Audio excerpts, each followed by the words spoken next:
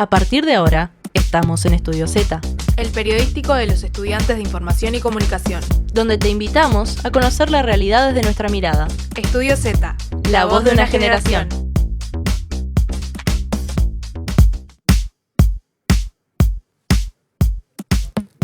Buenas tardes para todos y todas, les damos la bienvenida a este segundo programa de Estudio Z, el periodístico de los estudiantes de la Facultad de Información y Comunicación. Saludamos a la audiencia de Uniradio y de Radio La Regional. Les habla Tiago Pupi y me acompaña en la conducción Fedra Bassano. Fedra, ¿cómo estás? Muy bien, muy contenta.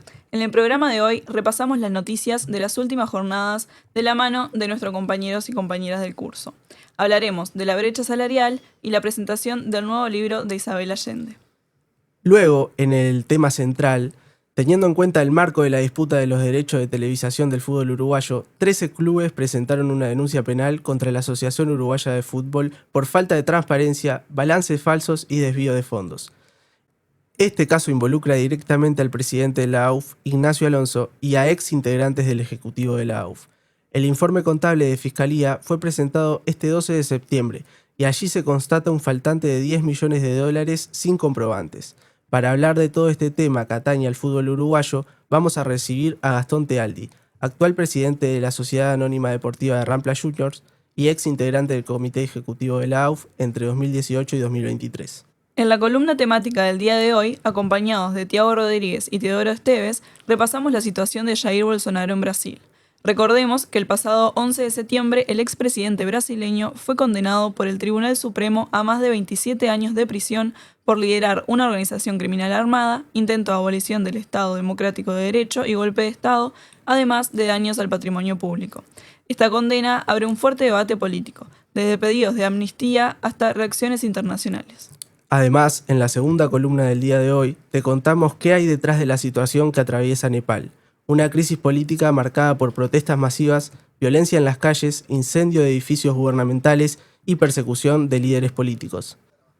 Saludamos a nuestros compañeros Marco Yenta, quien está en los controles en el día de hoy. Seguinos en nuestras redes. En Instagram, @_EstudioZ. En X, @EstudioZ_. En YouTube, @RadioEstudioZ. En TikTok, EstudioZ_. Ya volvemos con las noticias.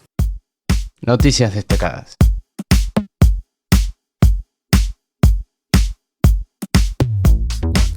La brecha salarial entre hombres y mujeres en Uruguay sigue siendo significativa. Recibimos a Nelson y Agustín. Bienvenidos.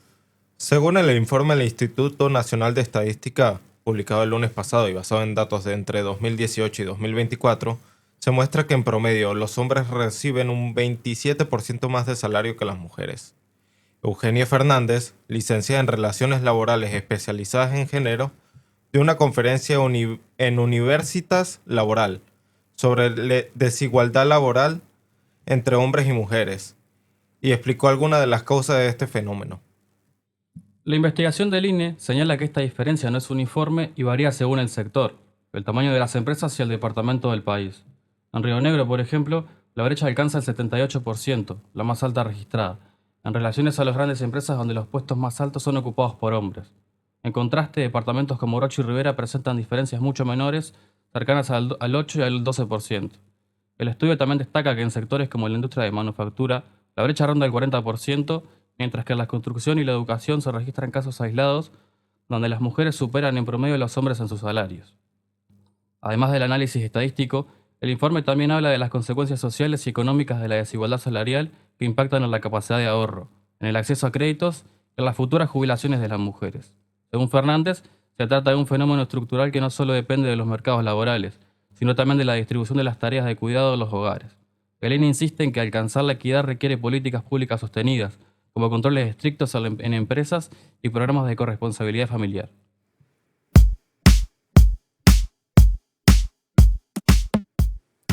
La escritora Isabel Allende vuelve a Uruguay después de 14 años para presentar su libro Mi nombre es Emilia del Valle, en la Feria Internacional del Libro de Montevideo. Nos traen esta noticia Marina y Julieta. Allende es una escritora chilena nacida en Perú y sobrina del político Salvador Allende. Desde 1982 escribió obras literarias muy reconocidas como La Casa de los Espíritus, De Amor y de Sombra, Eva Luna y Paula. La autora va a inaugurar la edición número 47 de la feria en conversación con Blanca Rodríguez. Además, la presentación de su libro va a ser en el Teatro Solís el jueves 25 a las 19 horas y no va a tener firma de libros ni fotografías con la autora. Las entradas eran gratuitas pero limitadas. Se habilitaron el 18 de septiembre a las 15 horas y se agotaron a poco tiempo el mismo día. Para quienes no consiguieron entradas, la función va a ser transmitida al mismo tiempo en la Sala Roja de la Intendencia. La entrada será libre por orden de llegada. Esta novela, Mi nombre es Emilia del Valle, se publicó en toda Hispanoamérica el 20 de mayo de este año. El libro trata acerca de Emilia, hija de una novicia irlandesa y un aristócrata chileno, quien las abandona. Criada por su padrastro, Emilia se convierte en escritora y cubre la Guerra Civil chilena de 1891. Allende contó en una entrevista que el personaje está, en parte, basado en ella misma, sobre todo en su relación con su padre y su abuelo. La influencer uruguaya de literatura y cultura, Emilia Grisoni, nos comenta acerca de la importancia de la venida de Isabel Allende a Uruguay luego de 14 años. Creo que la visita de Isabel Allende en Uruguay significa mucho, no solamente porque se trata de la escritora viva más leída del mundo, sino también porque es una escritora que ha sabido perdurar en el tiempo, que ha trascendido generaciones y que cuenta con obras que hoy en día son clásicos dentro de lo que es la cultura latinoamericana. Son libros que han retratado muy bien lo que son las vivencias y lo que es la cultura de todo un continente. Y además, bueno, es una de las voces más antiguas dentro de la literatura latinoamericana que aún conservamos y que tiene una visión del mundo muy interesante que creo que vale la pena ser escuchada y seguir siendo recordada. La Feria Internacional del Libro tendrá lugar en el Palacio Municipal de la Intendencia hasta el 12 de octubre. Va a contar con la participación de Italia como país invitado de honor. El Instituto Italiano de Cultura coordinará actividades de la feria como conferencias y un concierto. En esta edición de la feria van a haber charlas, talleres, presentaciones de libros e incluso actividades para toda la familia, como un show de magia el 11 de octubre en el predio ferial y un laboratorio para niños en el hall de la Sala Dorada de la Intendencia el 10 de octubre. Vendrán escritoras y escritores de varios países del mundo. Dentro de los más reconocidos están la periodista y escritora española Rosa Montero, que escribió libros como El peligro de estar cuerda y La buena suerte. Luciano Lamberti, escritor argentino de terror, con libros como El asesino de chanchos, y Cynthia Rimsky, escritora chilena que ganó el premio Herralde en 2024, por Clara y Confusa, novela que estará presentando en la feria. Tema central.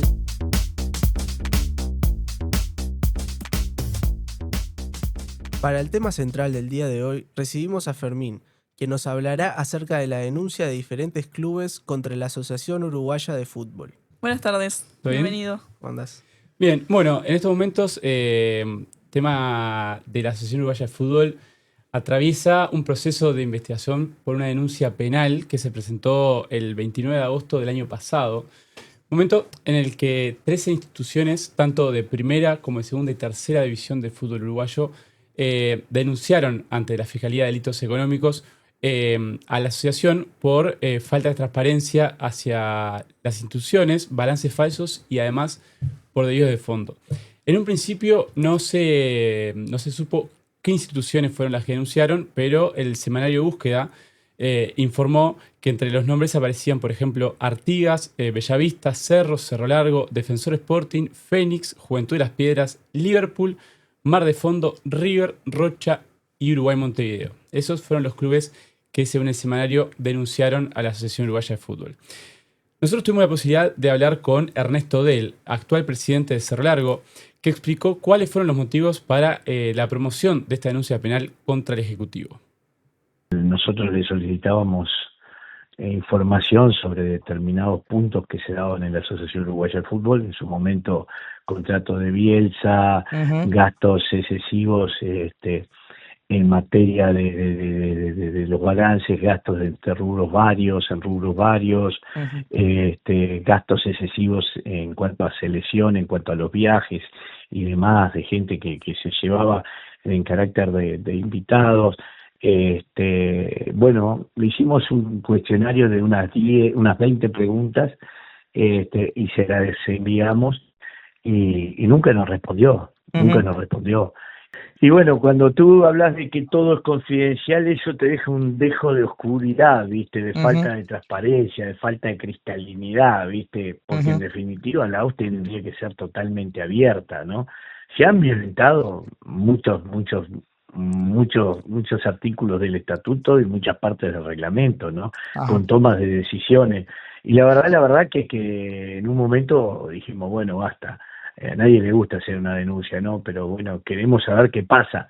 Es importante recalcar que la denuncia es hacia el ejecutivo anterior de la AUF, es decir, el que trabajó entre el 2018 y 2023. Por lo tanto, entre los nombres aparecen obviamente el actual presidente de la AUF, Ignacio Alonso, que fue presidente ya en esa instancia, Jorge Casales. ¿Cómo? Fue reelecto presidente. Exactamente. Está en un segundo mandato ahora, entonces es parte de la denuncia. Tanto Alonso como Jorge Casales, Gastón Tealdi, Matías Pérez, Fernando Sosa, Andrea Lanfranco y Eduardo H. como las cabezas del Ejecutivo. ¿Sí? Esos fueron los denunciados por parte de las instituciones. El que recibió la denuncia fue el fiscal de delitos económicos, Gilberto Rodríguez, que una vez que recibió esta denuncia por parte de los clubes, lo que hizo fue solicitó a la contaduría de la fiscal que se realizara un informe contable en cuanto a los balances de la asociación, ¿no? En ese sentido, quien habló con el programa Sin Piedad de BTV fue Diana Abrasinskas, que es una de las abogadas de los clubes denunciantes, que explicó la importancia que este informe tiene para la investigación. El abogado que te diga que tiene la convicción de que va a lograr algo es un chanta. Nosotros lo que tenemos la certeza es que hay muchísimas situaciones irregulares que podrían configurar una estafa y es la Fiscalía la que lo tiene que investigar, primero porque además, como te digo, nosotros no somos contadores, pero que hay irregularidades, lo de la doble garantía es extrañísimo, veremos si se configuran conductas penalmente atribuibles a estas personas. Entendemos que sí, lo que hay que tener es paciencia. Y si se tiene paciencia, se investiga bien. Y lo que más queremos es que todas las personas sean citadas a declarar, pero no van a ser citadas hasta que no haya un informe de la contadora o del contador. ¿Qué sucedió después de que se hiciera pública la denuncia? Obviamente, ante la denuncia, ante este hecho que se hizo público, muchas voces, entre ellas del Ejecutivo, tanto actual como el anterior, salieron a hablar. Una de ellas fue el propio presidente Ignacio Alonso, que dijo que esta es una maniobra política por parte de la empresa Tenfield en el marco de una lucha por los derechos de televisión que hay en el fútbol uruguayo hoy. La postura de Alonso fue remarcar que es una maniobra en el cual la empresa quiere entreverar el tema de los derechos de televisión. También habló Carlos Manta, que es actual integrante del Ejecutivo, que en Derechos Exclusivos de Radio Uruguay aseguró que están tranquilos frente a la denuncia porque entienden que se hicieron las cosas bien. Esta es una excusa y ruin y triste, que me da vergüenza ajena que estas instituciones nobles que ayudaron al futuro del fútbol uruguayo, por los directivos que hoy están enfrente, se presten a esta situación para hacer un favor a una empresa con fines de lucro. Esa es mi forma de ver las cosas. Y saber que yo no tengo pelos en la lengua y eso que yo no estoy involucrado en esta denuncia. Yo no estoy involucrado, pero sé bien con los compañeros que yo pude suplir y conozco a los que están hoy en el Ejecutivo y te puedo asegurar que esto es todo un tema de derecho de televisión que queda muy poco para pasar la vuelta a la página, ¿no? Bien, la denuncia, si bien fue presentada el año pasado, el informe contable recién llegó a manos de tanto denunciantes como denunciados en septiembre de este año. Es decir, casi más de un año después de haberse presentado la denuncia. ¿Cuál fue el motivo que llevó a que se demorara tanto este informe? Bueno, el propio fiscal Gilberto Rodríguez explicó en Tarde de Fútbol qué es lo que pasó para que este informe se demorara tanto. Obviamente que acá tuvimos uno de los inconvenientes, que son razones de la institución, que tenemos una contadora sola para todo el país. Claro. Y tuvo que ser asignada la contadora a otros temas bastante sensibles, de aspectos ganaderos y eso de público conocimiento que tienen otras fiscalías, y este caso no lo podía atender, porque es un ser humano, es uno solo, claro. Y entonces nosotros le explicamos a ella y a la doctora, a la fiscal de corte, que no podemos avanzar si no tenemos un informe contable, y por supuesto que la fiscal de corte logró hacer asignaciones para que determinados días la contadora pueda estar abocada a esto. Entonces eso complica la tramitación y a veces uno dice, se presentó una denuncia y no tiene trámite, quedó tapada porque se tranca. Nosotros los seres humanos siempre estamos atados a las teorías conspirativas, entonces siempre conspiramos con que algo probablemente pasó.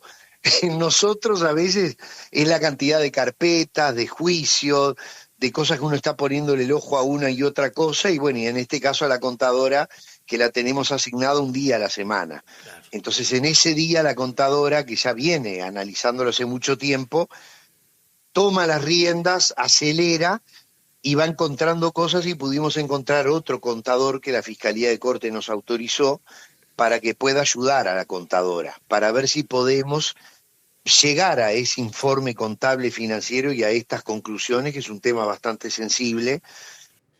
Casi un año después de haberse, de que la causa se encontró sin avances, el 12 de septiembre de este año, la Fiscalía entregó tanto a denunciantes como a denunciados el informe contable que había solicitado el fiscal.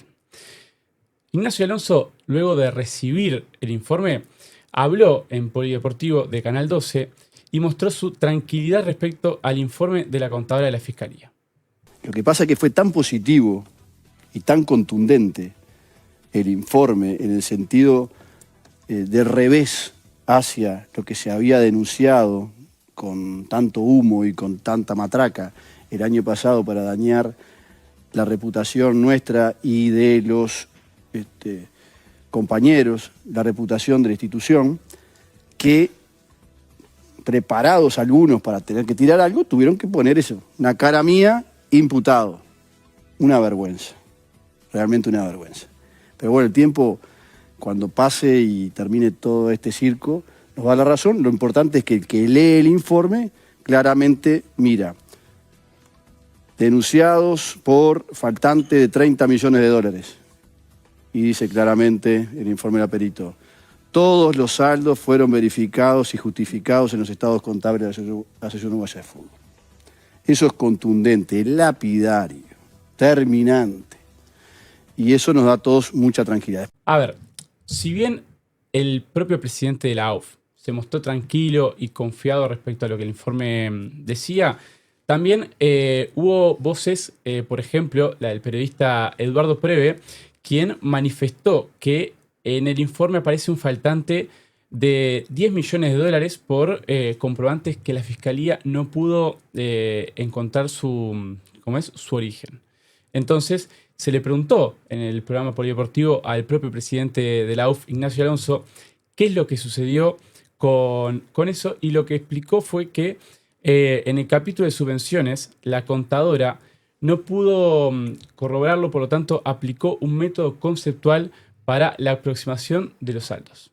Como evidentemente no tuvo tiempo para pasar revista a 300, 400 mil facturas, no sé cuántas son, en el capítulo de subvenciones, donde están los juveniles, las subvenciones de primera división profesional, de segunda división profesional, arbitraje, fútbol femenino, sala, playa, todo eso, que son, imagínate la cantidad de servicios que hay ahí. Dice, sugerimos hacer el examen de las facturas. Bueno, obviamente nosotros lo recibimos ya y ya estamos trabajando para eso. También quien se refirió al tema de las facturas de estos faltantes fue el fiscal del caso, Gilberto Rodríguez, que en Las Voces del Fútbol remarcó la importancia que tienen para el desarrollo de la causa. Yo no me quiero adelantar, pero depende un poco qué expliquen, qué agreguen, qué explicación pueda dar que uno pueda escuchar a los contadores, porque como usted verá, Julio, uno tiene que sostenerse en los peritos. Tal cual. Nosotros tenemos nuestros peritos contables que tienen que analizar si eso que se presenta es razonable, guarda una razonable correspondencia con documentación que pueda agregarse, con explicaciones, bueno, y ahí hay que ver si esas explicaciones son satisfactorias o no. No le corresponde a la Fiscalía, por ejemplo, decir, bueno, pero ustedes tendrían que llevar los libros de esta manera, o hacer mejor las cosas, o no sé, o contestar las cosas en menos plazo y no decir que no puede, pues ahí nos estamos metiendo en un tema que es una forma de llevar adelante un sistema de gestión institucional como es la AUF, que por cierto es una persona jurídica bastante compleja. ¿Cómo continúa la investigación? Bueno, ahora la investigación sigue en manos de Fiscalía. Entonces, también Ernesto Del dijo a Estudio Z que si bien están conformes con cómo viene avanzando la causa, aún falta mucho camino por recorrer. No ha sido una administración transparente, sin lugar a dudas, pero nosotros queremos averiguar y el único camino que tenemos es por una denuncia penal, porque si vamos a la justicia civil tenemos una sanción de FIFA, una observación, una amonestación de FIFA, porque los clubes no podemos ir a dirimir nuestros conflictos a la justicia civil. Entonces recorrimos el camino de la justicia penal, que es el único camino que tenemos, ¿no? Que ahí FIFA no nos podría sancionar, ni la Conmebol tampoco, ¿no? Por lo tanto, queremos tener toda la información y bueno, hemos obtenido algo, sin lugar a dudas nos falta, y ahora lo que nosotros pretendemos es una auditoría forense de la Asociación Uruguaya de Fútbol, ¿no? Una auditoría forense que es una auditoría a fondo, ¿verdad?, de constituirse en la asociación y abrir todos los rubros, y ahí va a quedar más que demostrado de que no se ha manejado de forma como se debe manejar, ¿verdad? Entonces, después, bueno, que cada uno asuma sus responsabilidades si hay determinados fallos, ¿no? Bueno, según lo que explicó el propio fiscal del caso, ahora la Fiscalía tiene que estudiar todas las pruebas y definir si archivan o si formalizan la investigación. Entonces, esto va a determinar si la denuncia avanza a juicio oral o queda archivada. Sin embargo, Gilberto Rodríguez explicó que en caso de decidir formalizar esta investigación, van a tener enfrente otro problema de definiciones. Una vez que uno detecta irregularidades, tiene que decir, bueno, ¿estas irregularidades son administrativas o son hechos que pueden constituir un delito? Y después tenemos que hacer un segundo examen. ¿Qué personas cometieron ese delito? Claro. O sea, tenemos que bajar la prueba y la evidencia para saber si hubo una apropiación, pero no de la AUF. En la AUF por alguien. Bueno, ¿quién fue ese alguien? ¿Qué prueba tenemos? Entonces tienen que decirnos algo los contadores. Si hasta ahora los contadores en general, lo que en ese informe que recuerdo yo de los distintos puntos es que hubo una razonable explicación y justificación a los puntos que ellos requirieron y que tenían conexión con los puntos denunciados.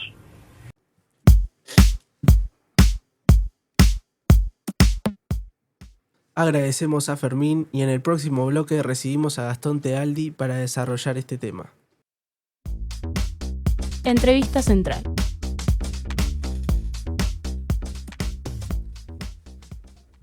Nos acompaña Gastón Tealdi, actual presidente de la Sociedad Anónima Deportiva de Rampla Juniors y ex integrante del Comité Ejecutivo de la AUF entre 2018 y 2023. Bienvenido. Bueno, muchas gracias, un placer estar acá con ustedes. Realmente los felicito, una infraestructura espectacular. Muchas gracias. Así que para mí es un gusto. Gastón, hace unos minutos relatamos el avance de la investigación en la denuncia por parte de 13 clubes hacia el anterior ejecutivo de la AUF. Usted como denunciado, ¿cómo valora esta situación? Y bueno, nunca es agradable tener una denuncia penal en contra. Hace muchos años estoy en el fútbol y uno sabe que el fútbol es un ambiente complejo, es un ambiente difícil. Y obviamente uno que tiene algunos años, alguna trayectoria en el fútbol, sabe que siempre está abierto o puede ser objeto de este tipo de situaciones, más cuando en el fútbol, para que ustedes lo sepan, hay muchos intereses, fundamentalmente intereses económicos, que son bastante importantes. Y bueno, eso cuando uno tiene determinadas posiciones, sabe que puede ser objeto de este tipo de cosas. Uno obviamente ya tiene la piel curtida, la piel gruesa en este tipo de situaciones, pero bueno, es lamentable a veces por la familia, por los afectos, porque no es agradable, más allá de la tranquilidad que uno tenga, porque obviamente en este tipo de denuncias nosotros tenemos una tranquilidad absoluta, más con los informes que han salido, pero ya lo sabíamos desde antes, pero bueno, obviamente no es una situación agradable. Bien. Respecto a la denuncia, la Fiscalía presentó el informe contable que solicitó para investigar el posible desvío de fondos y los balances de la AUF. ¿Qué valoraciones te deja lo presentado por el fiscal Gilberto Rodríguez? Bien, eso está bueno para hacer algunos, está muy buena la pregunta para hacer algunas valoraciones que bueno, son clarificadoras, sobre todo teniendo en cuenta la introducción que ustedes hicieron, que la verdad fue muy buena. Y sobre todo para contextualizar las cosas. Acá hay una denuncia de un grupo de clubes. Esa denuncia tiene un cerno que es el faltante de unos dineros que aparecen en la contabilidad de Conmebol. Eso no se ve reflejado en la contabilidad de la AUF. Luego hay una ampliación de esa denuncia para que quede bien circunscripto. Esta denuncia, ¿qué pasa? No es contra la AUF porque las denuncias penales no pueden ir hacia las personas jurídicas, solamente hacia las personas físicas. Entonces, ¿qué es lo que hicieron estos clubes? Denunciaron a todo el ejecutivo, a todas las personas que integraban el ejecutivo anterior, de 2019 a 2023, de los cuales, bueno, yo era el vicepresidente en ese momento. Ese era el cerno de la denuncia. Después se amplía y se denuncia un tema de una doble garantía con la Conmebol y el Banco República. La AUF pidió un crédito. Como garantía de ese crédito estaban todos los flujos de los ingresos, tanto por, realmente el elenco es enorme, pero entre ellos justamente los ingresos por Copa América del año 2024, los ingresos por la Copa del Mundo de ahora del 2026. Y bueno, de alguna forma se había garantizado a la Conmebol y al Banco República con la misma garantía. Entonces esa es la denuncia, pero esa denuncia no involucra al ejecutivo anterior. Esa denuncia involucra al ejecutivo este porque justamente la garantía con el Banco República se firma en el segundo semestre del 2023. Nosotros cesamos justamente al finalizar el primer semestre del 2023. El informe de Fiscalía a mí me dejó sumamente tranquilo porque, en definitiva, en cuanto a lo que es el cerno de la denuncia, que era justamente ese faltante de dinero de los balances de Conmebol, se comprueba fehacientemente de que ese dinero que los clubes denuncian como faltante fue dinero que recayó en las arcas de los propios clubes, porque era dinero que la Conmebol remitía a la AUF por la Copa Sudamericana, por la Copa Libertadores y por el Fondo de Fortalecimiento que la AUF recibió justamente para distribuir entre los clubes y que no tuvieran que vender los derechos de televisión y poder llegar a la situación que estamos hoy. Entonces quedó bien claro, incluso lo dice el informe, de que la AUF correctamente esos recursos los imputó a lo que es una cuenta de contingencia, que no era necesario que ingresara al balance de la AUF, porque en definitiva no eran recursos para la AUF, eran recursos que la AUF hacía un pasamano, los recibía porque la Conmebol tiene una norma que establece de que no puede remitir dinero directamente a los clubes, sino que tiene que siempre hacerlo a través de la asociación miembro. Entonces, en ese sentido, lo que era lo más importante, los peritos dicen claramente, incontundentemente, que no hubo ningún tipo de irregularidad y es más, la AUF actuó correctamente. Ahora, hay una parte del informe que establecen los contadores, que es un poco lo que hacían referencia a ustedes en la introducción, que es un rubro determinado, que es el rubro otros y alguno en particular, que la AUF había presentado un listado de todos los gastos que se habían realizado y lo que pide justamente la Fiscalía y el informe pericial es que se remitan todos los comprobantes que de alguna forma soporten esos gastos. Es lo que está hoy preparando la AUF, lo que se va a presentar seguramente el viernes, conjuntamente con un pedido de archivo de la denuncia, porque obviamente después de que se comprobó esto, después que también el informe con respecto a la doble garantía, si bien no nos involucra a nosotros, pero que hay una nota de Conmebol donde reconoce que la garantía de Conmebol es una garantía en segundo grado, o sea que tiene preferencia al Banco República, esa situación también quedaría totalmente soslayada, con lo cual después el sustento de la denuncia no tendría ningún sentido.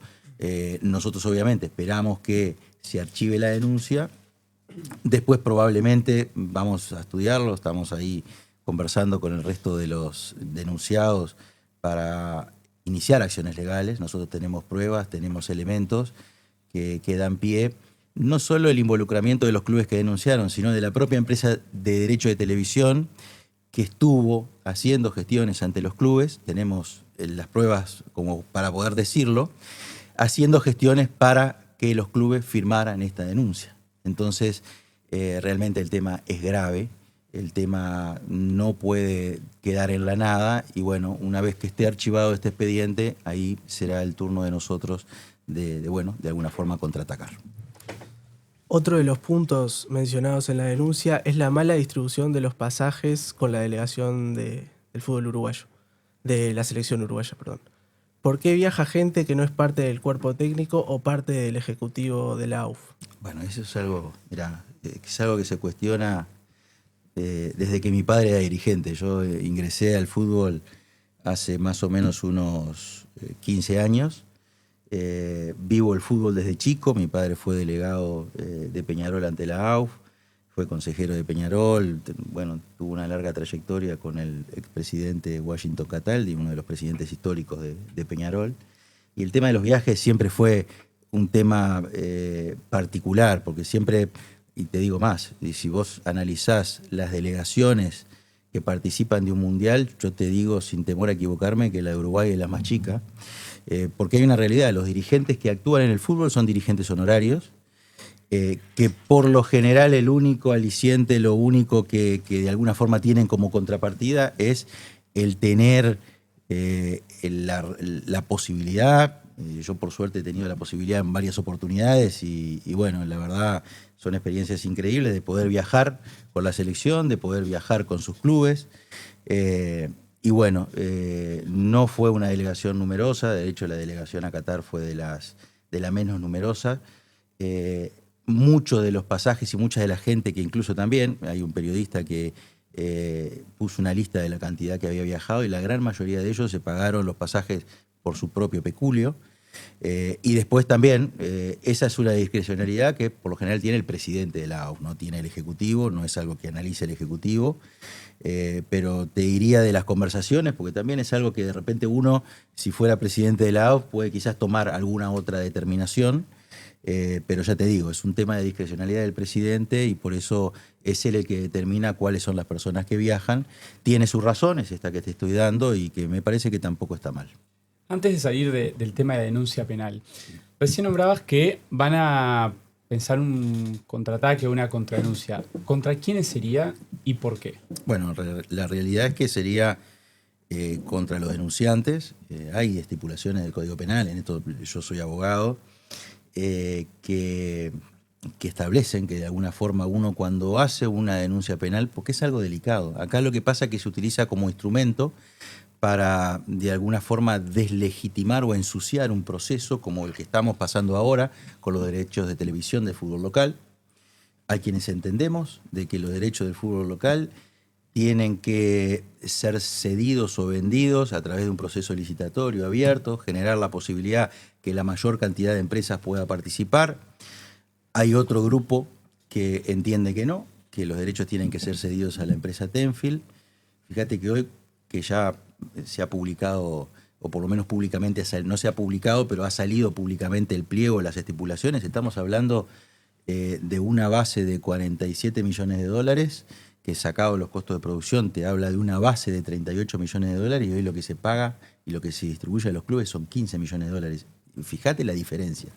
Y bueno, hay clubes que lamentablemente en vez de beneficiar al fútbol uruguayo, porque ese dinero que no toca la AUF, no es para los pasajes de los dirigentes que viajan ni nada, esos son dineros que se distribuyen para los clubes, para las infraestructuras, para mejorar los planteles de formativa, para mejorar sus propios planteles principales, para mejorar obviamente todo lo que es el estado de las canchas, lo que es los complejos de alto rendimiento. Es dinero para el fútbol. Y lamentablemente hay un grupo de clubes que entienden que tiene que ser la empresa que actualmente tiene los derechos de televisión, quien detente en definitiva esos derechos, por un precio obviamente mucho menor. Nosotros no estamos de acuerdo, yo por lo menos, y no es contra la empresa, porque si la empresa mañana hace uso de ese derecho de igualación que lo tiene, bienvenido. Nosotros lo que pretendemos es que precisamente se pague lo que se debe de pagar.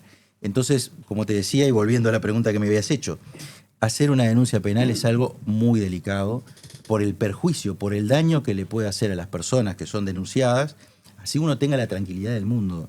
Lo que le decía al principio con la primera pregunta que me hacían, no es agradable tener una denuncia penal en contra, no por uno, sino fundamentalmente por la familia. Entonces, hay disposiciones en el Código Penal que establecen de que uno puede, de alguna forma, contraatacar o hacer una contradenuncia.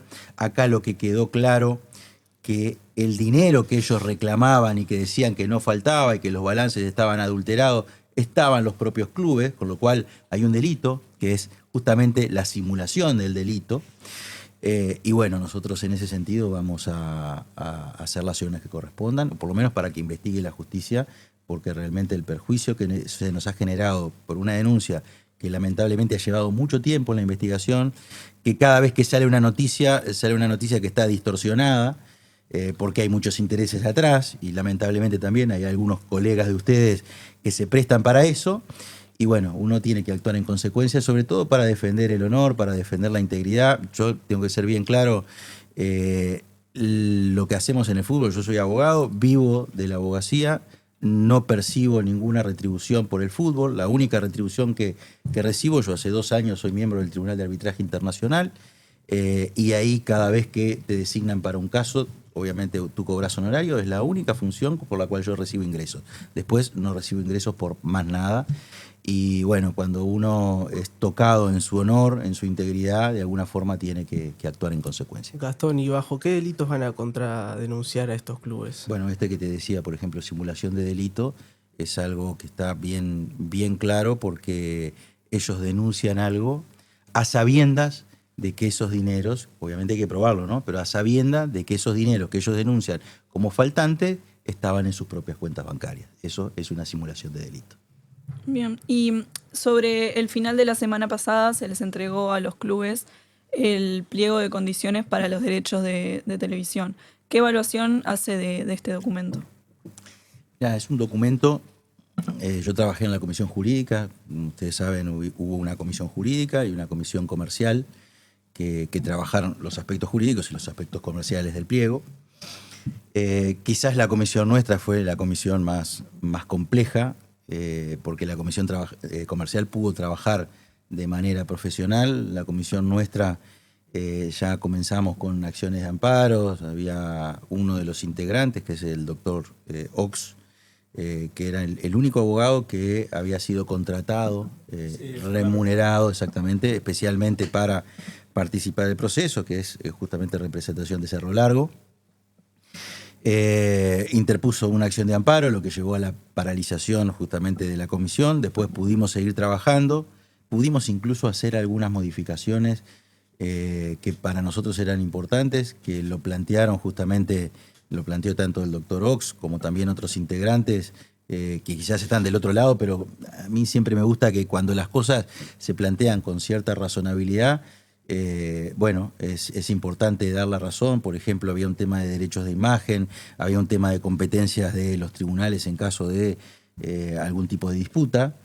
Y bueno, ahí pudimos tener algún consenso. Hubo 2 cosas en las cuales nosotros no pudimos consensuar y en eso yo fui enfático.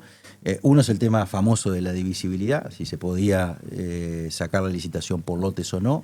Ahí hay informes jurídicos que por lo menos a nosotros nos respaldan.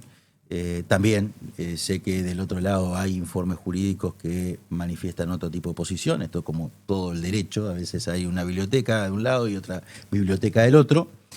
Y después el segundo tema, que también fue cuestionado, que a mí me sorprendió ese cuestionamiento, que justamente hay una norma dentro del pliego que prohíbe las prácticas anticompetitivas de cualquier tipo de oferente. Como ustedes bien saben, el contrato del año 2012, que después fue prorrogado en el año 2015, establece una cláusula de igualación para la empresa Tenfield, pero para que esa cláusula de igualación pueda prosperar, obligatoriamente la empresa tiene que presentarse al proceso licitatorio. Entonces, en el pliego hay una norma que establece que ninguno de los que se puedan presentar pueden hacer ningún tipo de práctica anticompetitiva o ningún tipo de presión hacia los otros oferentes a los efectos de desestimularlos del proceso licitatorio. Esto es muy probable que se puedan presentar a la licitación algunas empresas que son clientes o de alguna manera compiten con la empresa que tiene actualmente los derechos de televisión. Entonces lo que pretendemos es, por ejemplo, si hay algún cable que hoy tiene los derechos de televisión porque Tenfield se los cedió, nosotros lo que no queremos es que Tenfield, o como represalia justamente de que se presente a la licitación, le corte la señal.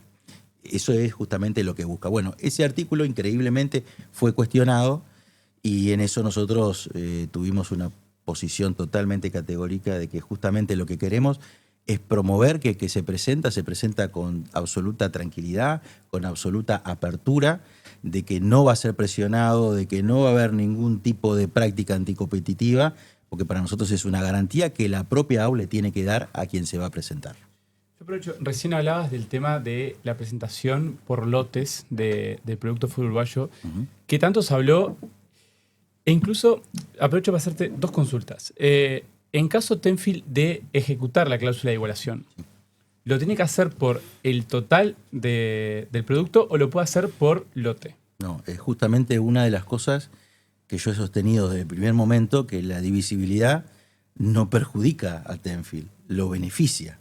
Porque, ¿qué es lo que pasa? Hoy en el mundo, y recuerden que hay una empresa que es una empresa de las primeras, de las Big Four, de las más grandes a nivel internacional, que es Ernst & Young, que viene asesorando a la AU ya desde el año 2021 en materias de derecho de televisión, que es la misma empresa y las mismas personas que asesoraron a la Conmebol en todo este proceso que llevó a que prácticamente triplicara los ingresos por tanto Libertadores como Sudamericana. Y ellos te dicen, indudablemente vos, al lotear, al dividir justamente las prestaciones que vos estás sacando a licitación, generás que las empresas especializadas en determinados temas se puedan presentar, porque hay empresas, por ejemplo, las que se dedican a los betting rights, que se pueden presentar solamente a ese lote o que les interesa presentarse a ese lote, pero no les interesa el resto de los lotes. Si vos juntás todo y prohibís el loteo, obviamente desestimulás a que muchas empresas se puedan presentar, porque obviamente si me interesa el balón de fútbol, yo no voy a licitar justamente por los derechos de televisión audiovisual. Entonces, es lógico y razonable que se pueda dividir. Ese es un poco el espíritu, el origen, la razón. Los especialistas dicen que indudablemente se puede aspirar a un 15-20% más en la licitación si se lotea, y es por eso que se ha tomado esa determinación, que a Tenfield le favorece, porque Tenfield sí dice, mira, yo en los betting rights yo no le gano nada. Yo lo que hago es hacer una tercerización y en definitiva, al haber otra persona participante y intermediario, en realidad vos estás encareciendo justamente el producto y bajando el precio que vos podés ofertar. Entonces, no tiene ningún sentido. Yo voy a lo que realmente me interesa, en lo que realmente gano dinero, en lo que realmente soy efectivo y no por el resto. Y para mí eso en definitiva es una ventaja y no una desventaja o un perjuicio para la empresa. Bien, quería consultarte, ¿por qué aún no se convocó al Consejo de Fútbol Profesional? Buena pregunta.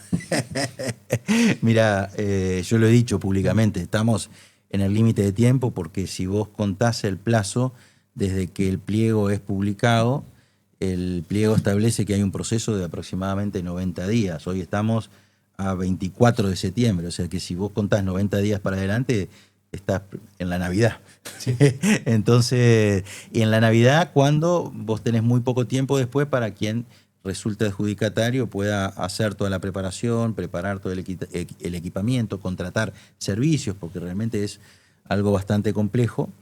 Me imagino que si no se cita hoy para mañana, porque lo que establece el reglamento de funcionamiento del Consejo de Fútbol Profesional, que cuando los temas son graves y urgentes, se puede convocar con hasta 3 días de anticipación. Y al decir con hasta 3 días quiere decir que en 24 horas lo podés hacer.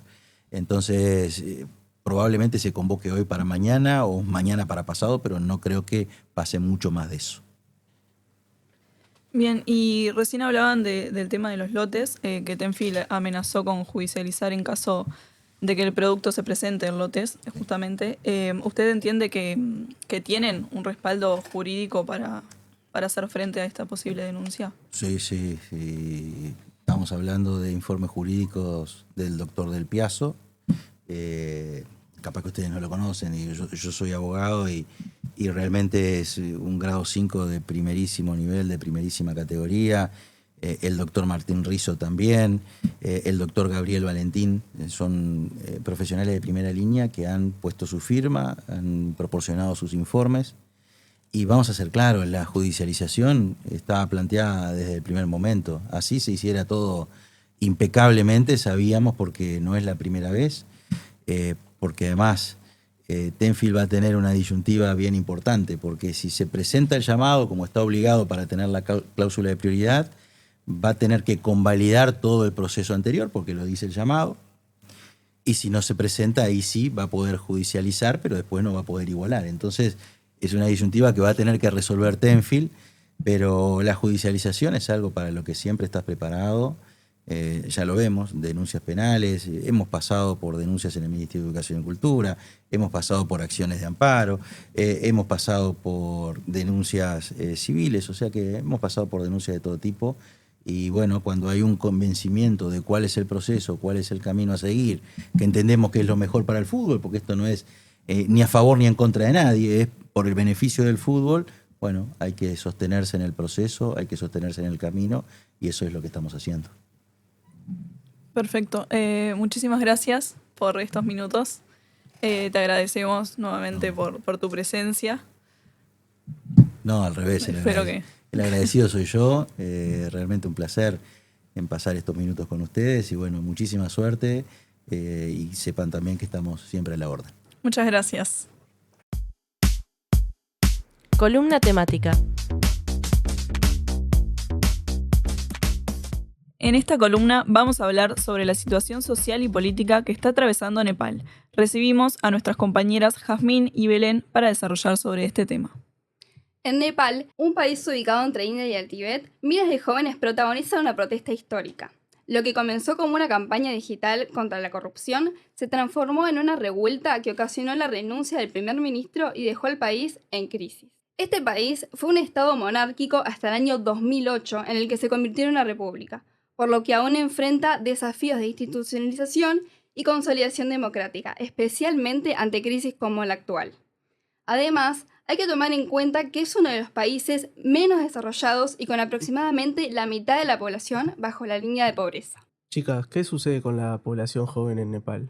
Bueno, tras una repetitiva historia de prácticas clientelistas, corrupción y nepotismo por parte de los partidos tradicionales, surgió un movimiento digital de la generación Z, compuesto por jóvenes de entre 13 y 28 años.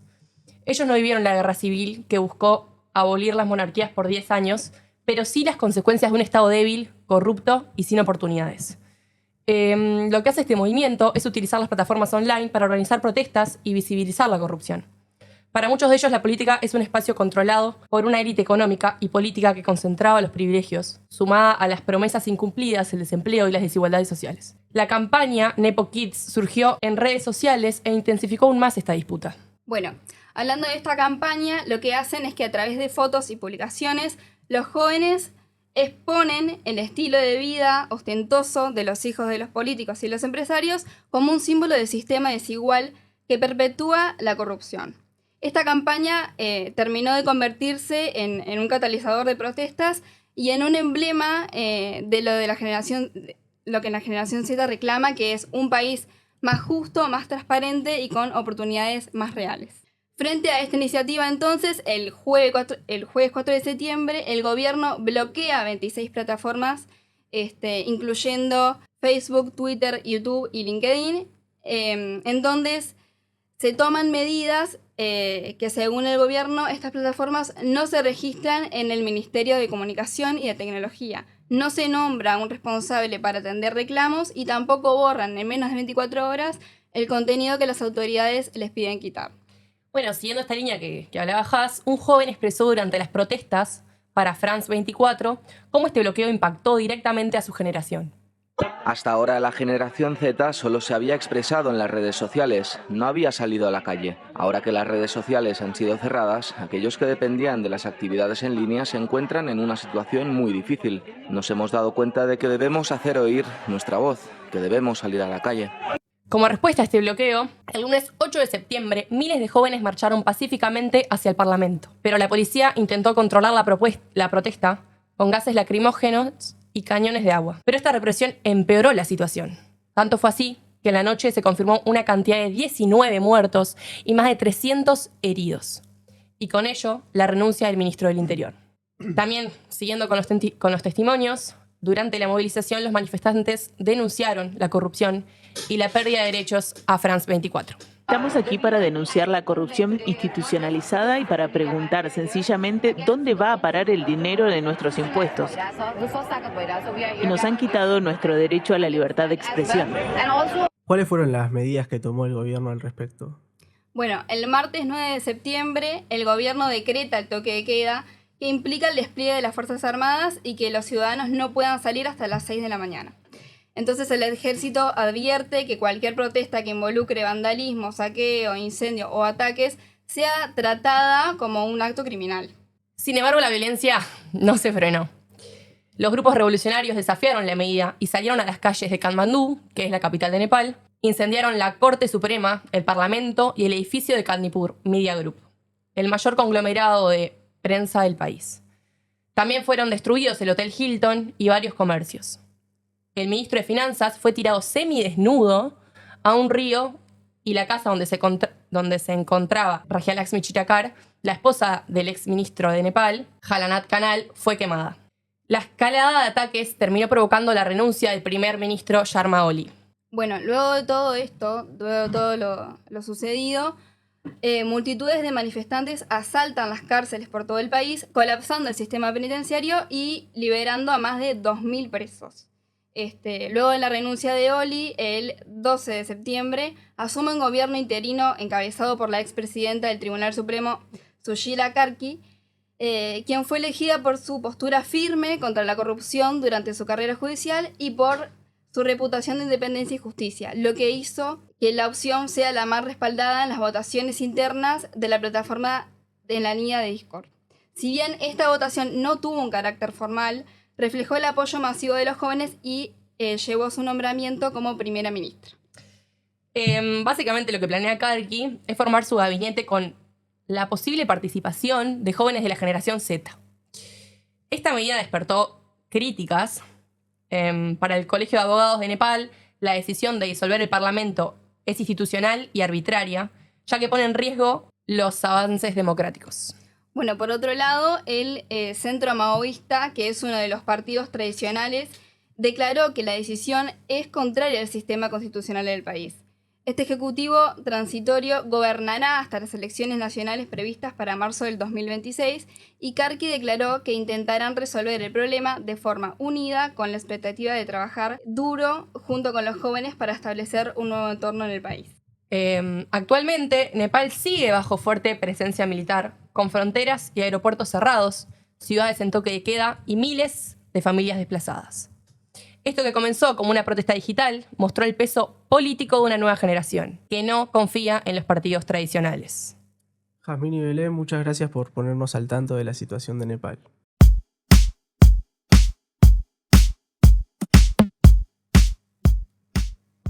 Bienvenidas Maca y Luna. ¿Qué nos deja el Subón esta semana? Bueno, en el Subón de esta semana les preguntamos a los estudiantes su opinión sobre los derechos televisivos del fútbol. Estos fueron algunos de los comentarios. Bueno, la gente nos dejó varias opiniones, la verdad, pero una dice: no sé exactamente entre qué actores se disputan los derechos televisivos del fútbol. En todo caso, es mejor que el Estado los administre y que promueva la transmisión libre por cables de aire. Alguien un poco más concreto comentó, y citamos textual, fuera Tenfield. Terminamos con un estudiante que dice: el lucro siempre termina por complicar la accesibilidad. Tampoco nos queremos olvidar de los comentarios sobre el manejo de la facultad, que incluyen reclamos por la obligatoriedad de algunas materias. También se nos habló de la necesidad de visibilizar problemas con la temática de género en la facultad. Y también algunas preocupaciones por la censura de los estudiantes. Después nos pasó también un caso muy interesante, concreto y utópico, por así decirlo, que fue bastante divertido y nos gustó a la hora de leerlo, que decía: un estudiante propuso la idea de una línea de ómnibus de uso prioritario o exclusivo para estudiantes de la universidad que pase por todas las facultades de Montevideo. Un estudiante bastante idealista, digamos. La verdad, bancamos, hay que pensar en grande de futuro. También recordamos que tenemos un subón en la regional de Salto, que también hubieron quejas sobre la infraestructura del edificio y del mantenimiento de los espacios. Parece que no hay jabón ni papel en el baño. Bueno, Una queja, la verdad que bastante acertada y bueno, Noble. Noble para el estudiante. Nada, bueno, muchas gracias a la gente de Salto por participar, ¿no? Y por llevar el Subón hasta allá. Y bueno. Les recordamos que el Subón está abierto de miércoles a miércoles y muchas gracias por participar. Muchas gracias y los escuchamos el próximo miércoles en el Subón.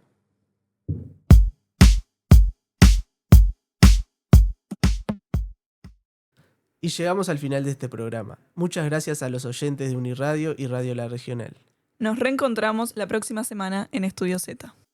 Esto fue Estudio Z. Te esperamos en el próximo programa.